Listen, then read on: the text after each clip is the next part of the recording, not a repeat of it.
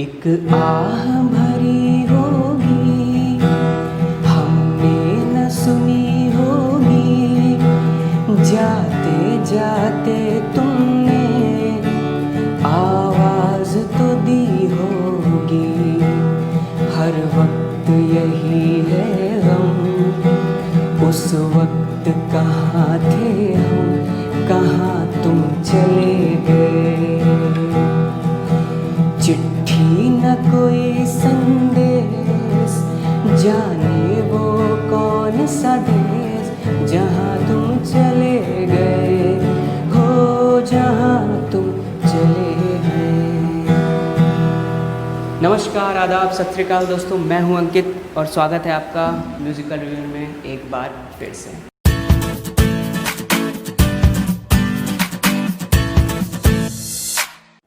तो दोस्तों, गाना सुनने के बाद शायद आपको अंदाज़ा हो गया होगा कि आज मैं किन के बारे में बात करने वाला हूँ। पर आज मैं जिस मूवी के बारे में बात करने वाला हूँ और जो मूवी आपके सामने लेके आया हूँ उसका नाम है दिल बेचारा। दोस्तों, कई बार ऐसा होता है कि हमने जब से सिनेमा देखना शुरू किया है हमने ये सुना है कई बार कि कुछ कलाकार ऐसे होते हैं जो कभी कभी ऐसा किरदार निभा जाते हैं जिसकी वजह से उस किरदार में और उनके निजी ज़िंदगी के व्यक्तित्व में फ़र्क करना काफ़ी मुश्किल हो जाता है।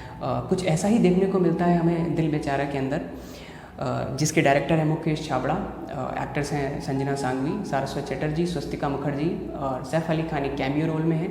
लेकिन जो लीड एक्टर हैं, जो मेन एक्टर हैं, वो हैं none other than late great Sushant Singh Rajput. दोस्तों, सुशांत सिंह राजपूत जी का नाम आते ही हमें याद आता है एक ऐसा किरदार जो एक बाप का है, अपने बेटे से कहता है कि सक्सेस के बाद का प्लान तो सबके पास रेडी है, लेकिन अगर गलती से कोई फेल हो जाए तो किसी को नहीं पता कि क्या करना है। या कभी कभी एक ऐसा किरदार याद आ जाता है जो इंडियन क्रिकेट टीम के कैप्टन का है, जो अपनी टीम को वर्ल्ड कप जीतने के मुकाम तक ले जाता है। या कभी कभी एक ऐसे बंगाली जासूस का किरदार याद आ जाता है जो हमेशा ये कहता है कि मैं सच के आसपास भटकने वाले झूठ को पकड़ने की कोशिश करता हूँ। और अगर आपने ये सारे किरदार देखे हैं और फिर आप दिल बेचारा देखेंगे तो आपको एक चीज़ ज़रूर महसूस होगी इस एक्टर के बारे में कि हाँ, कमी तो हुई है, बॉलीवुड में कमी हो गई है और वो कमी है वर्सेटैलिटी की। क्योंकि अब आगे जाके वर्सेटैलिटी की कितनी कमी हमें एंटरटेनमेंट में देखने को मिलेगी वो शायद ही पहले कभी देखने को मिली हो। क्योंकि दोस्तों, इनकी फिल्मोग्राफी को देखने के बाद आप खुद ये महसूस करेंगे कि जितने वर्सेटाइल कैरेक्टर्स और जितनी वर्सेटाइल चॉइस इनकी थी फिल्मों को चूज़ करने की, वो करंटली बॉलीवुड में शायद ही किसी एक्टर के पास, बहुत कम एक्टरों के पास है।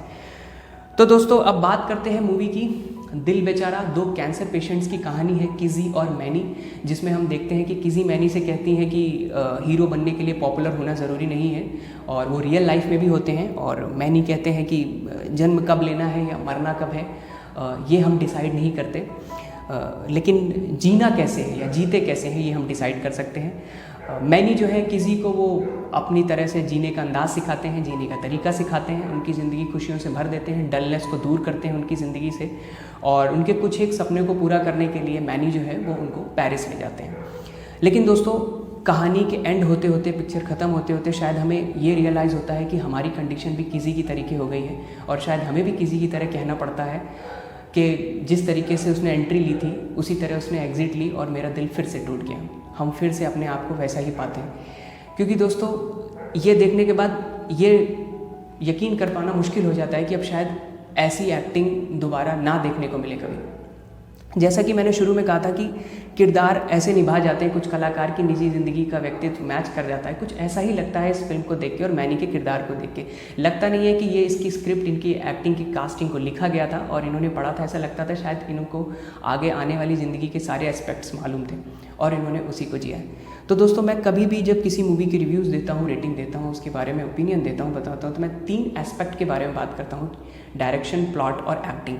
लेकिन दिल बेचारा को देखने के बाद ऐसा लगता है कि शायद तीनों का एक कंबाइंड एस्पेक्ट है या सिर्फ एक ही एस्पेक्ट है जिसके बारे में हम एक्सप्लोर कर सकते हैं, बात कर सकते हैं, एक्सप्लेन कर सकते हैं, और वो सिर्फ और सिर्फ सुशांत सिंह राजपूत है। इट डजेंट मैटर दोस्तों कि आप सुशांत फ़ैन हैं नहीं हैं, आपको ये मूवी देखनी चाहिए।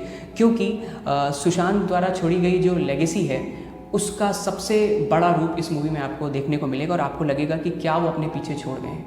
इसलिए ये मूवी देखना और भी ज़रूरी हो जाता है। और इसके अलावा दोस्तों, ए आर रहमान साहब का म्यूज़िक है तो कहने की ज़रूरत नहीं है कि म्यूज़िक कितना अच्छा होगा। कंपोजिशन बहुत प्यारे हैं, लिरिक्स बहुत अच्छे लिखे गए हैं और कहीं ना कहीं लिरिक्स जस्टिफाई करते हैं म्यूज़िक की स्टोरी लाइन को और कहानी की स्टोरी लाइन को।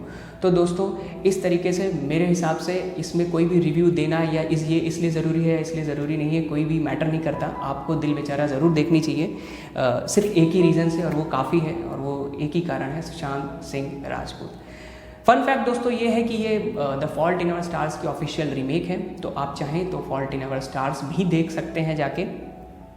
पर मेरे हिसाब से वो भी इतनी इमोशनल है, इतनी टची है, उसकी स्टोरी भी काफ़ी अच्छी है, और लेकिन उस मूवी को देख के शायद आपको उतना पर्सनल लॉस ना लगे जितना आपको दिल बेचारा को देखने के बाद लगेगा।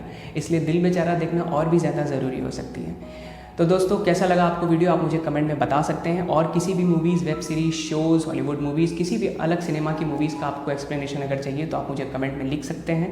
और दोस्तों अगर आपने लाइक, शेयर और सब्सक्राइब नहीं किया तो मैं फिर से कहूँगा लाइक करिए, शेयर कीजिए, सब्सक्राइब करिए, क्योंकि आगे आने वाले समय में आपको एंटरटेनमेंट का भरपूर डोज मिलने वाला है। अच्छी movies, web series, shows, cinema का रिव्यू आपके लिए तैयार रहेगा म्यूज़िक के साथ। तो दोस्तों आज की वीडियो में बस इतना ही। कमेंट करके मुझे बताइए वीडियो कैसा लगा। फिर मिलते हैं किसी एक नई मूवी, नई कहानी के साथ। Till then bye bye.